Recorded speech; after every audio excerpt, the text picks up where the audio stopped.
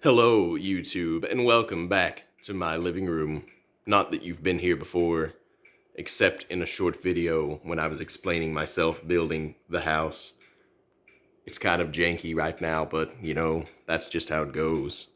I have a special treat today, a 1978 Kawasaki KE100. That's 100 cubic centimeters of raw two-stroke power. This little bad boy can reach speeds of up to 60 miles per hour.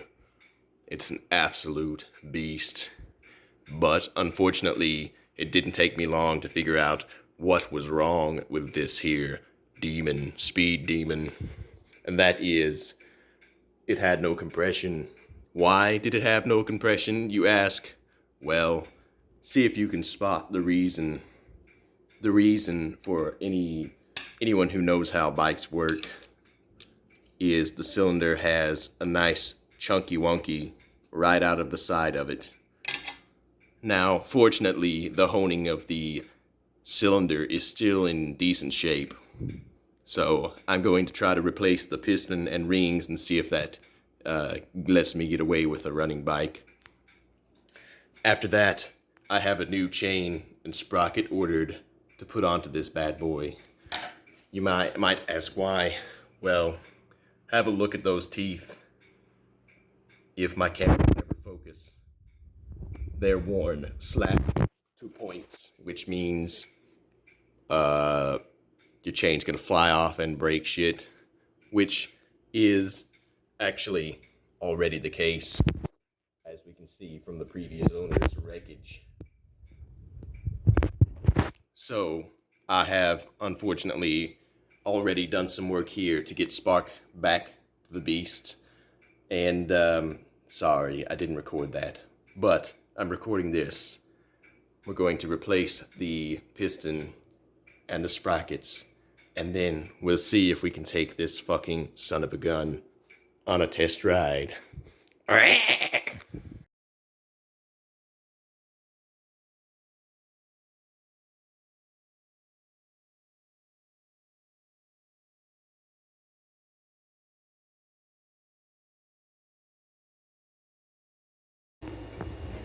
Okay, so we have the head off.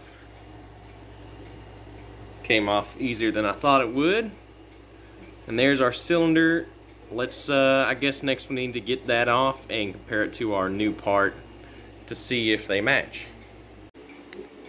So it's kind of cool. I was able to get a new old stock Kawasaki cylinder, genuine.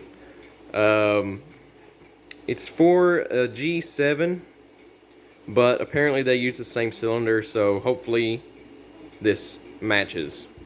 We're about to find out.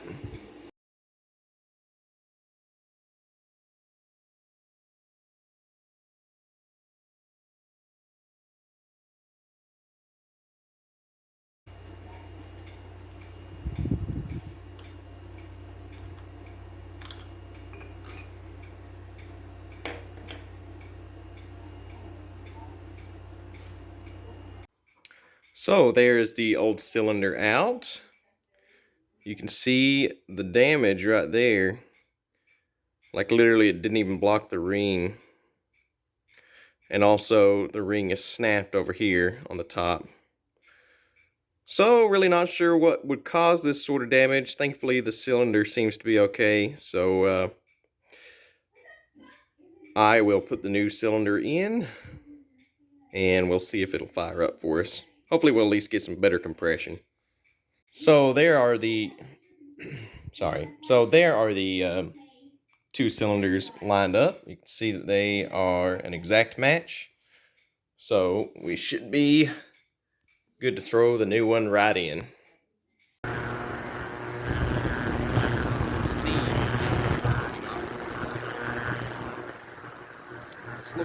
Let that cook at 350 degrees for 15 minutes or until nice and shiny.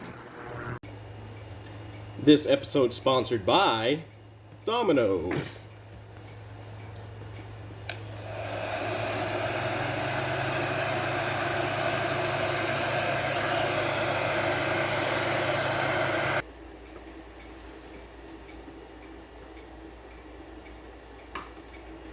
Too hot.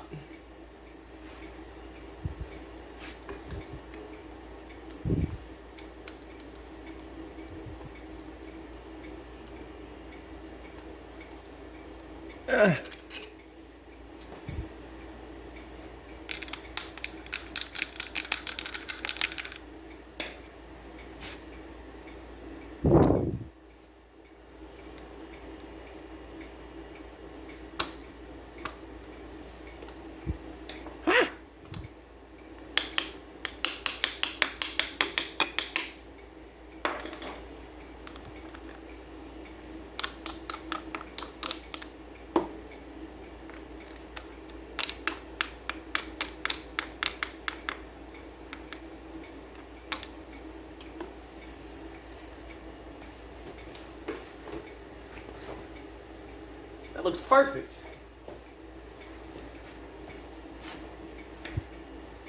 Right. Now we get the little clipper rings. And we put them in there. It's not exactly picture perfect, but it's much better than what it was. And I've got the rings gapped and installed.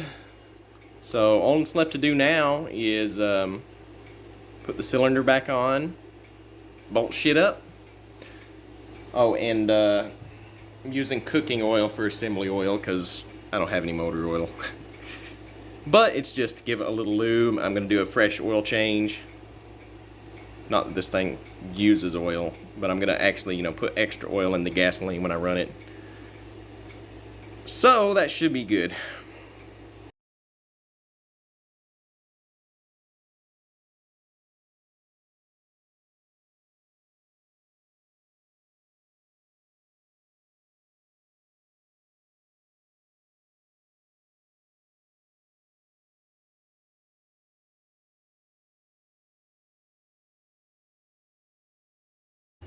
So, quick update.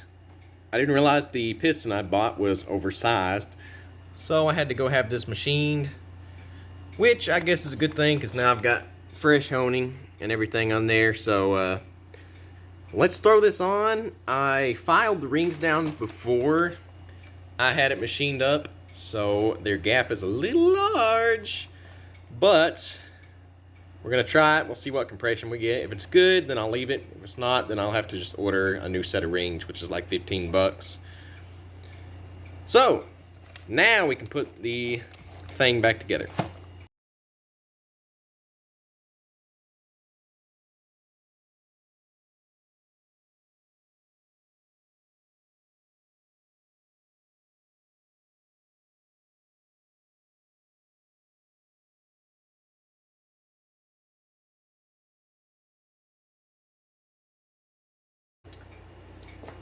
Okay, the moment of truth. Let's get the compression tester on there. So before I was getting about 75 to 80 PSI. We're shooting for over 100, so let's see what this will get us. Sorry, the clock is going off.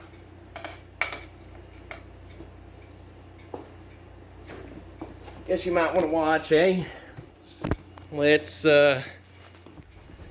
kick it over and see what we get.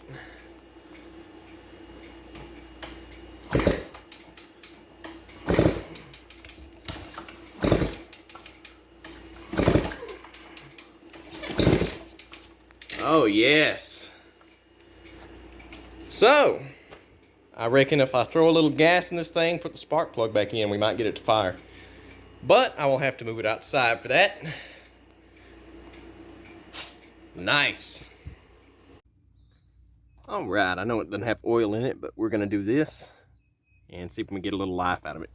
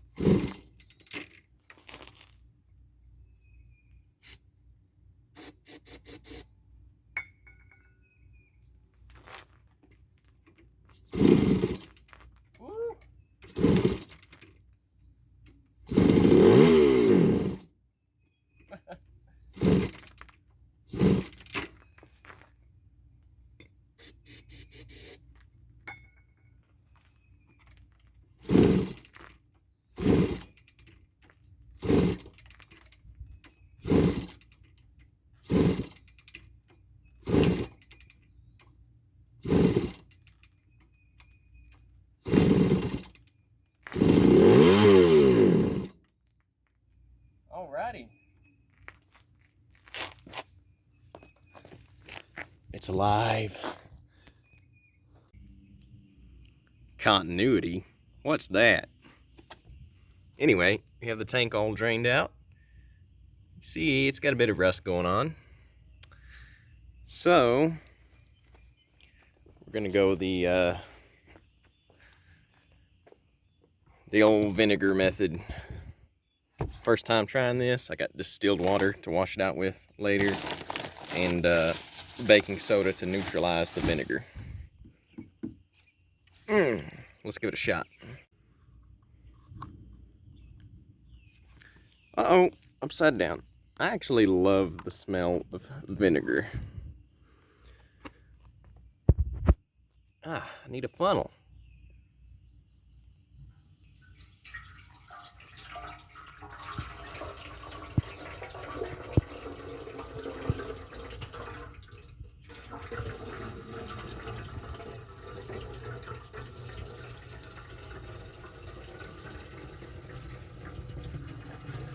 Ah!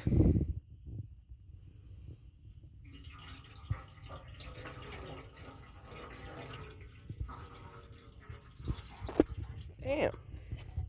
This tank holds more than I thought. Now, let me prop that up and then I'll pour the other jug in. What did I tell you? Sponsored by Domino's.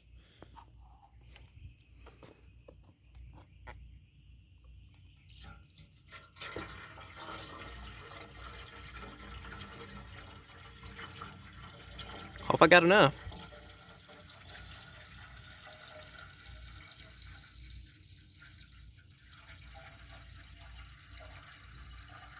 Guess I could just add water.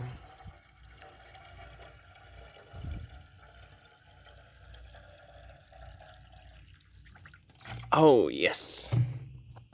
Just enough. So this thing has a 2-gallon tank. You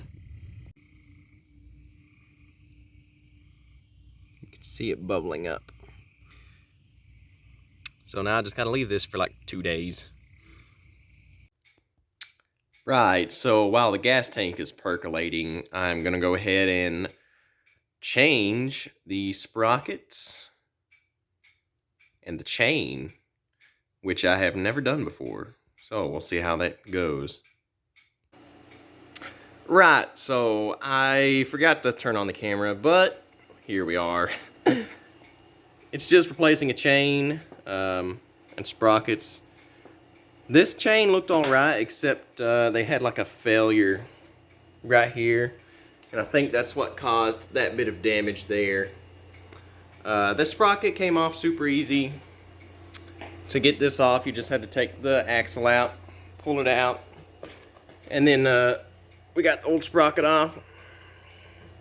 Now I just got to throw the new one on in reverse, and I'll go ahead and set up the camera. This is like the most simple,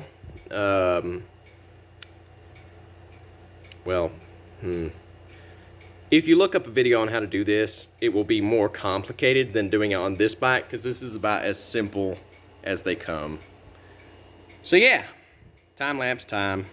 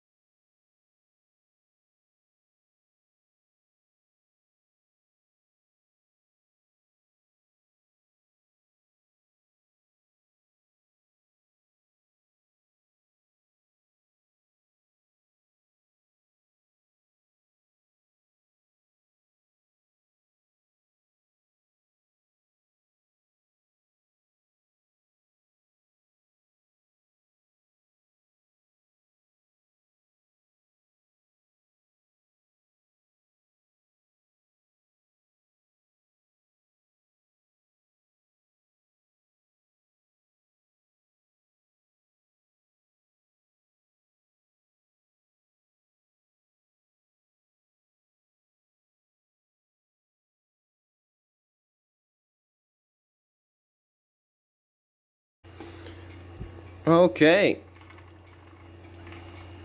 That's all there is to it, y'all.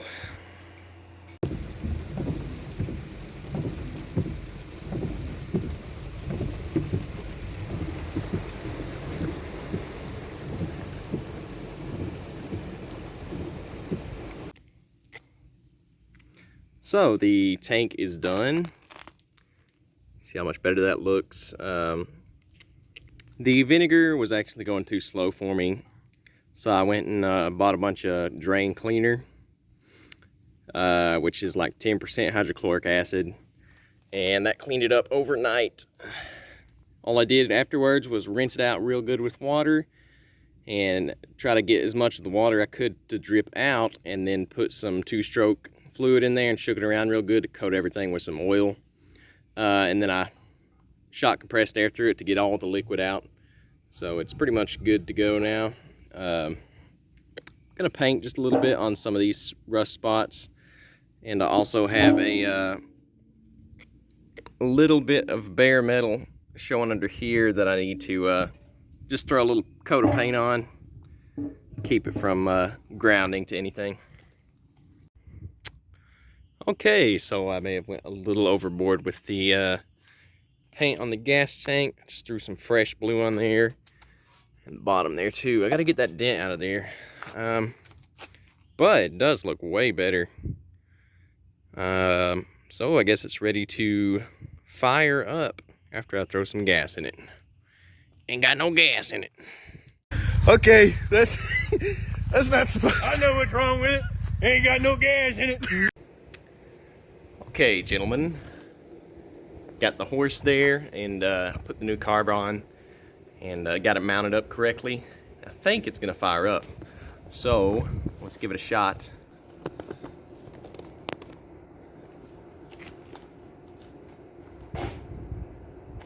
Choke on.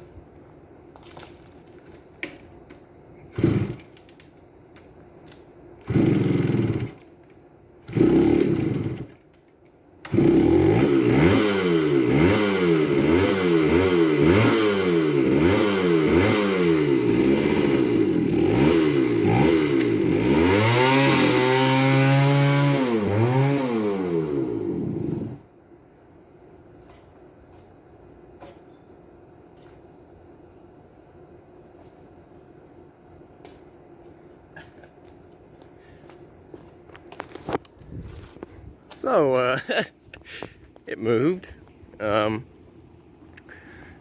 First thing I noticed was the clutch seems to be slipping pretty badly, so, that kind of sucks. So I have to put a new clutch on at some point. Let me see if I can go on a quick ride.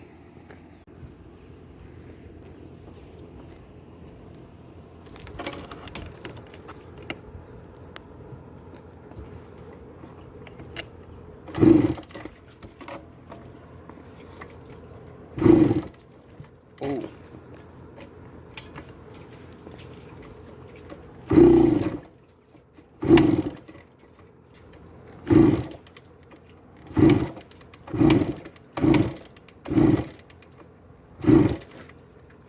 Damn.